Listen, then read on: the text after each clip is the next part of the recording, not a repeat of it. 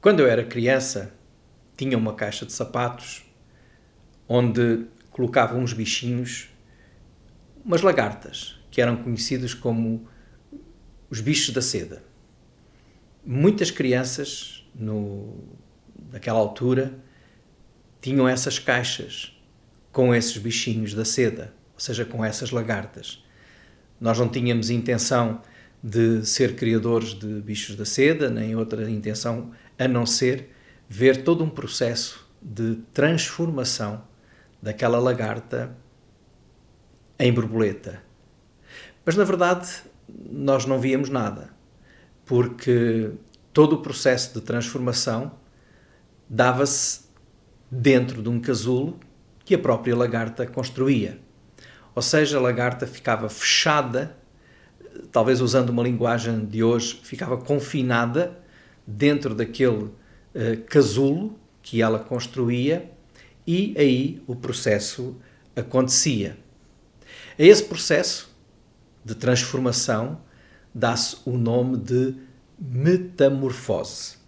Ora, metamorfose é uma palavra grega que aparece também na Bíblia, também traduzida por aquilo que ela significa, transformação.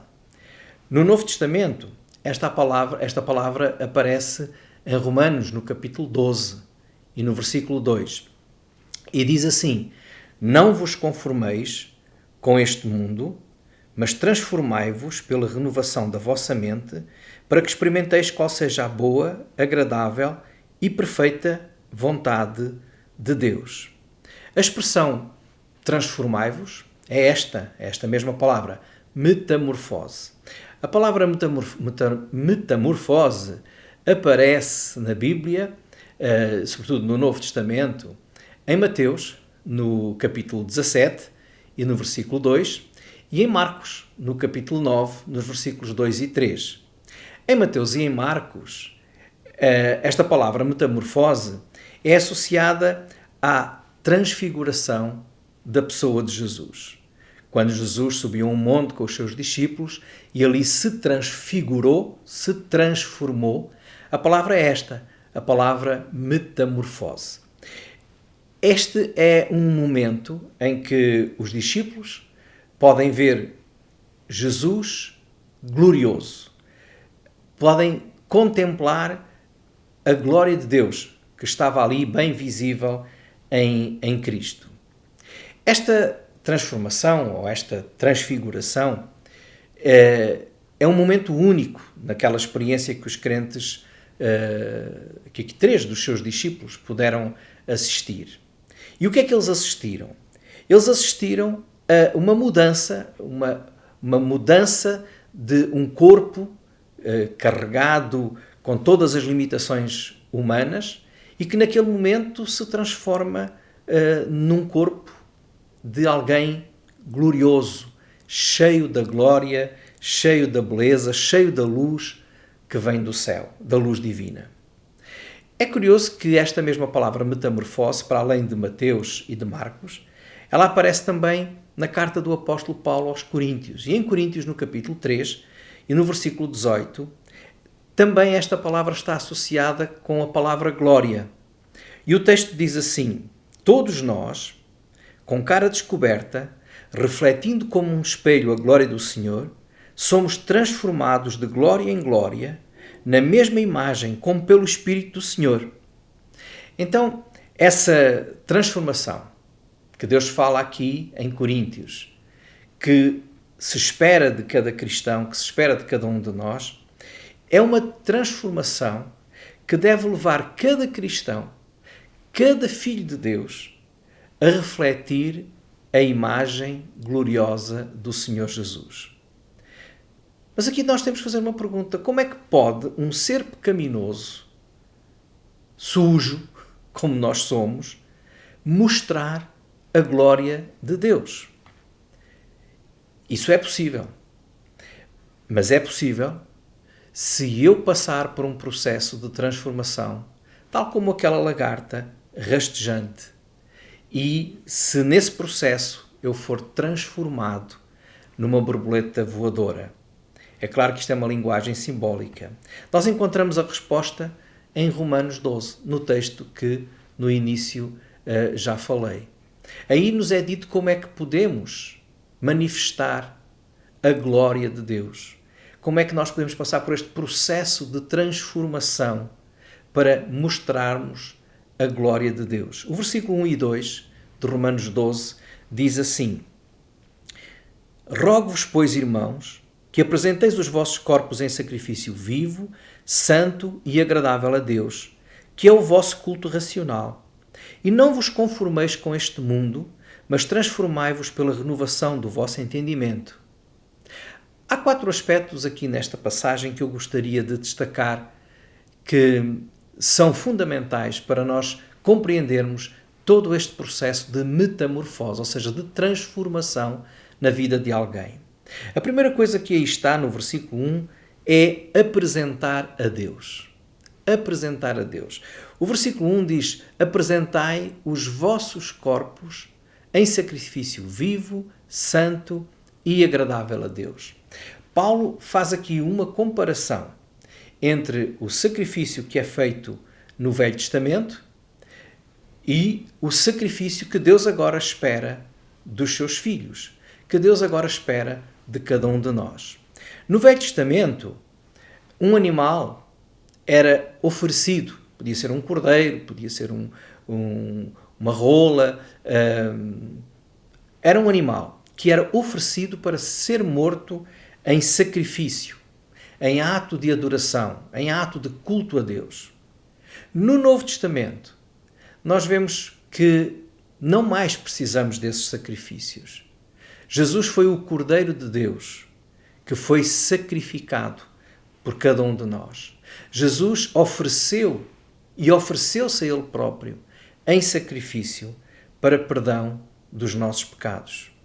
O que Deus espera de nós agora é que nós nos ofereçamos a Ele, não em sacrifício morto como no Velho Testamento, mas em sacrifício vivo. Isto é, o melhor culto, a melhor adoração que pode ser oferecida a Deus é a nossa própria vida. É uma vida de santidade, uma vida para a glória de Deus. Isto significa que, se tu queres deixar a vida de lagarta, rastejante, e passar pela tal metamorfose, pela tal transformação para uma borboleta bonita, que embeleza e até dá colorido aos jardins e aos campos, tu precisas de te entregar a Jesus. Esta transformação é alguma coisa que nós não podemos fazer. Só Deus pode fazer.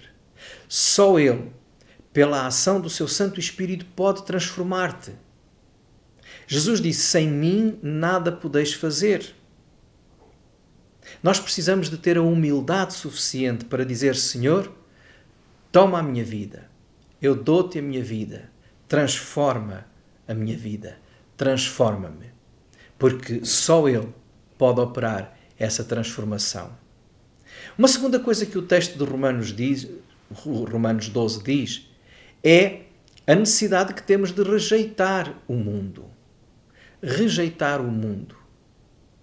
Diz lá, para nos apresentarmos a Cristo, e depois diz também: e não vos conformeis com este mundo. Não vos conformeis com este mundo. Ora, a palavra conformar significa ganhar a forma, significa ter a forma do mundo. Então, para manifestarmos a glória de Deus, para manifestarmos uma vida gloriosa, uma vida bela, para manifestarmos uma vida onde a imagem de Jesus aparece, é necessário rejeitar a forma do mundo. E o que é isso? Rejeitar a forma do mundo é rejeitar tudo aquilo que o mundo dá, tudo aquilo que o mundo oferece. É rejeitar uma mentalidade pecaminosa, uma vida materialista, uma vida de libertinagem, de futilidade, de mentira, de podridão, de incredulidade, uma vida centrada no homem, no eu. E hoje tudo isso é ensinado pelo mundo. Hoje o mundo ensina: eu posso, eu quero, eu consigo, a força está em mim e tantas outras expressões deste género. Temos que rejeitar. Não podemos seguir esta maneira de pensar. Se assim o fizermos, jamais experimentaremos a mudança, a transformação que Deus opera e que Deus quer operar em nós. Não nos esqueçamos que a Bíblia diz que o mundo jaz, ou seja, está morto no maligno. O mundo está morto nas mãos de Satanás. Ele é o príncipe deste mundo.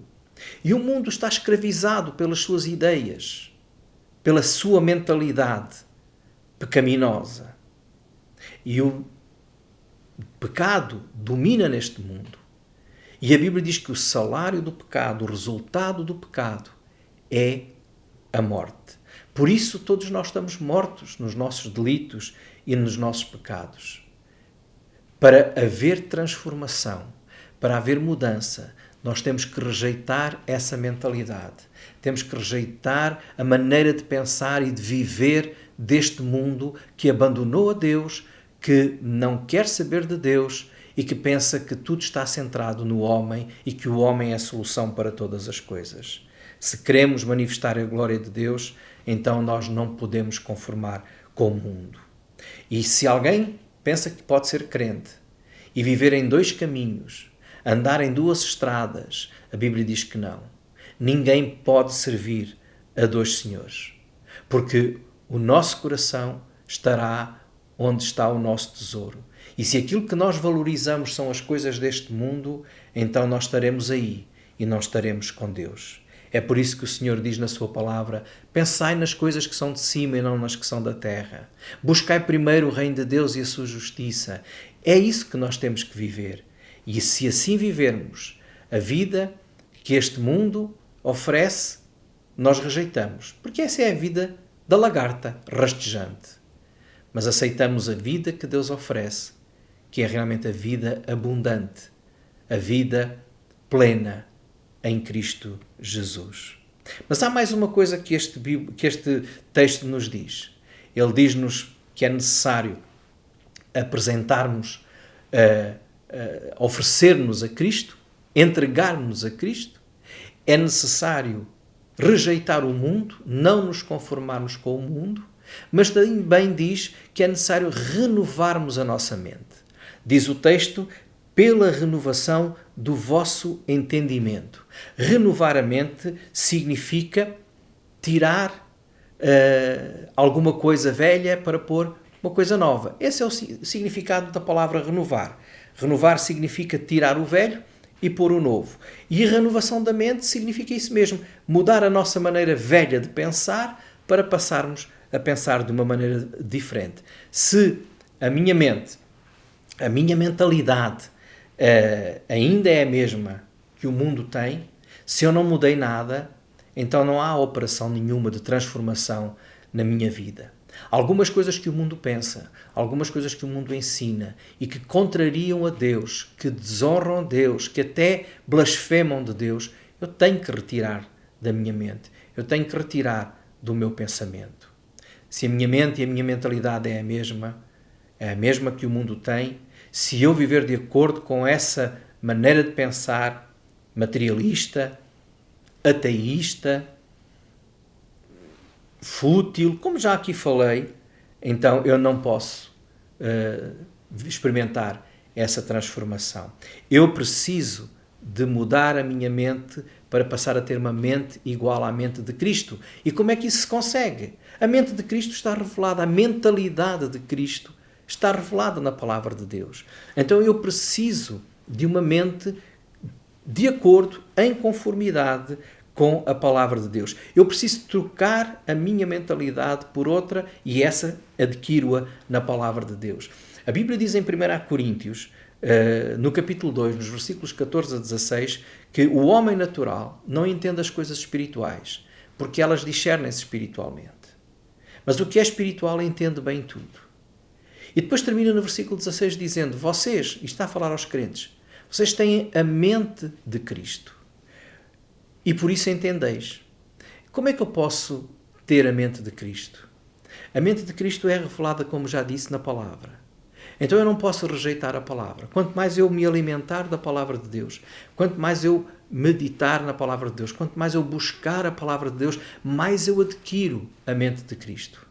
E quanto mais adquirir essa mente aqui na palavra, mais a minha vida é transformada. A palavra é a verdade que nos liberta. A palavra é a verdade que nos transforma. A palavra é a verdade que nos faz viver a tal vida transformada que Cristo tem e que quer oferecer a cada um de nós. Como é que eu lido com a palavra de Deus? Como é que tu lidas com a palavra de Deus? Eu preciso conhecer a Cristo. E para conhecer a Cristo, eu preciso conhecer a mente de Cristo. E para conhecer a mente de Cristo, eu preciso conhecer a palavra de Cristo, a palavra de Deus. Pois aí eu vou encontrar, então, a transformação que a Bíblia quer operar em mim. E qual vai ser o resultado disto? Depois de me entregar, de rejeitar aquilo que o mundo oferece, abraçar aquilo que Cristo dá, renovar a minha mente, diz o texto, para que experimenteis a vontade de Deus. É interessante. O final de tudo isto é viver a vontade de Deus. É viver essa vida gloriosa. É viver essa vida de borboleta adulta. Porque quando a lagarta se transforma em borboleta, ela atingiu a fase adulta da sua existência. É viver realmente a maturidade espiritual. É viver a transformação completa. Quantas vezes nos queixamos da nossa vida, dizendo que é uma vida triste, que é uma vida aborrecida, que a nossa vida não é boa, etc, etc. Tudo isto acontece porque nós não estamos a viver a vontade de Deus. Porque se realmente estivéssemos a viver a vontade de Deus, estaríamos a viver alguma coisa que a Bíblia diz que é boa, agradável e perfeita. Mas para chegarmos a esse ponto de experimentar essa boa, agradável e perfeita vontade de Deus, nós precisamos passar por um processo de transformação. Então veja, o que aqui o texto diz. Apresentai-vos a Cristo. Ou seja, ofereçam-se a Ele. Entreguem-se a Ele. Rejeitem aquilo que o mundo está a oferecer hoje, que é podre, é corrupto. Abracem uma nova mentalidade, que é a mente de Cristo. E experimentem uma nova vida, boa, agradável e perfeita, que é uma vida na vontade de Deus. Quando isto acontece, nós estamos a refletir a glória do Senhor. E esta é a vontade de Deus que nos preenche, que nos dá alegria, que nos dá felicidade. Como é que tu estás a viver a tua vida? Talvez seja necessário no dia de hoje nós pensarmos que precisamos, tal como a lagarta, de nos fecharmos dentro de um casulo durante algum tempo, de processarmos tudo aquilo que Deus está a fazer em nós e deixarmos que Ele nos transforme, nos mude e embeleze a nossa vida. Entrega o teu caminho ao Senhor, a tua vida, e deixa que Ele te transforme e experimentarás algo que é bom, que é agradável e que é perfeito. Que Deus te abençoe.